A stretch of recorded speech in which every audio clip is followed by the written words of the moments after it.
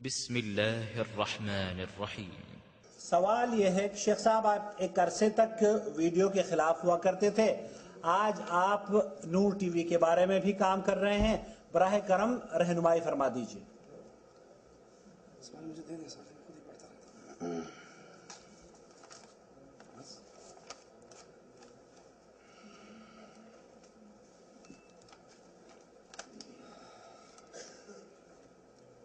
حقیقت یہ ہے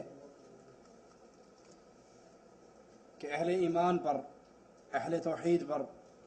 ہر میدان کے اندر اللہ کی توحید کو بیان کرنا واجب ہے، اور جب سے کیو ٹیلی ویژن کا آغاز ہوا ہے اس وقت سے شرک اتنی کثرت سے نشر ہو رہا ہے، اتنی زیادتی سے اور اتنی تیزی سے پھیل رہا ہے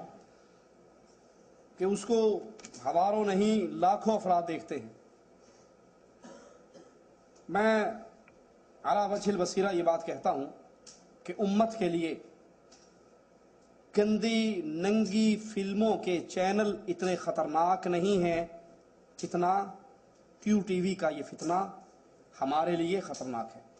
کیونکہ آپ گندی فلمیں دیکھیں گے، گناہ گار ہوں گے، کافر اور مشرک نہیں ہوں گے، تو گناہ گار توبہ طائب ہو جائے تب اللہ معاف کر دے گا، توبہ نہ کرے اللہ اپنی رحمت سے ہی معاف کر سکتا ہے۔ لیکن کیو ٹیلی ویژن کے ذریعے اتنا شرک پھیل رہا ہے، کہیں استخارے کے نام پہ، کہیں قبروں کی پوجا کے نام پہ، تو ہم مجبور ہو کر اس بیماری کا جواب دینے کے لیے میدان میں آئے ہیں کہ یہ فتنہ گھروں میں پھیلا ہوا ہے۔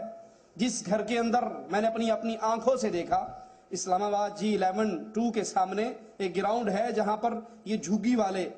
جھوپڑی والے بیٹھتے ہیں، مزدور ٹائپ لوگ، ان کے گھروں کے پاس سے میں گزرا، شاید ان کے گھر کے اندر کھانے کو کھانا نہ ہو، آٹا نہ ہو، لیکن ڈش انٹینے کی لعنت ہر گھر پہ سجی ہوئی ہے، اکثر گھروں پہ سجی ہوئی ہے۔ اور جب محرم اور رمضان کا مہینہ آتا ہے تو محرم کے اندر بھی گانے سننے جائز نہیں ہے نا؟ کیا خیال ہے؟ باقی دنوں میں جائز ہے، محرم میں جائز نہیں ہے، تو محرم اور رمضان میں خصوصی طور پر کیو ٹیلی ویژن کو ہی دیکھا جاتا ہے، اور یہ کھلا کر شرک کی دعوت دے رہا۔ تو ہم اس زہر کا علاج کرنے کے لیے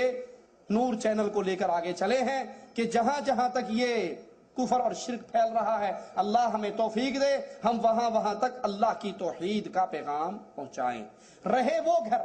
میری دعوت کو یاد کیجئے اور میرے اس موقف کو سامنے رکھیے، رہے وہ گھر جن گھروں کے اندر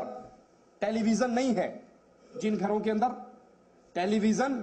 نہیں ہے، پاک صاف ہے، اللہ اس کو مزید پاک صاف رکھے اور ایسے گھروں میں اور اضافہ فرمائے۔ ہماری ان کو قطعاً دعوت نہیں ہے کہ وہ ہمارا چینل چلنے کے بعد ٹی وی خرید کے گھر میں لا کے رکھیں۔ ہم تو یہ تریاق ان مریضوں کے لیے لے کر آئے ہیں جن کو ایڈز کینسر لگ چکا ہے،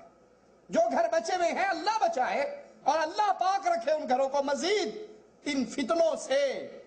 لیکن جو گھر شرک کی دلدل میں یہاں اس حلق تک پھنس چکے ہیں، ان کو نکالنے کے لیے ہمارے اور آپ کے پاس کیا انتظامات ہیں۔ اور اس کے ساتھ ساتھ مفتی اعظم شیخ ابن باز رحمت اللہ علیہ کا وہ فتویٰ بھی یہاں پر دہرانا ضروری سمجھتا ہوں کہ انہوں نے، اور میرے پاس وہ ویڈیو کے اندر موجود ہے، شیخ نے کہا اس وقت واجب ہے امت کے علماء پر، وہ کتاب کے ذریعے، ریڈیو کے ذریعے اور ٹیلی ویژن کا نام لے کر شیخ نے کہا کہ ٹیلی ویژن کے ذریعے تو دعوت توحید پہنچائیں۔ میرا موقف کب تبدیل ہوا، یہ بھی ایک سوال ہے۔ میں اسلام آباد سعودیہ سے جب واپس چلا گیا تو اسلام آباد میں تھا G11-2 کی مسجد میں، اور ایک بوڑھے بزرگ آدمی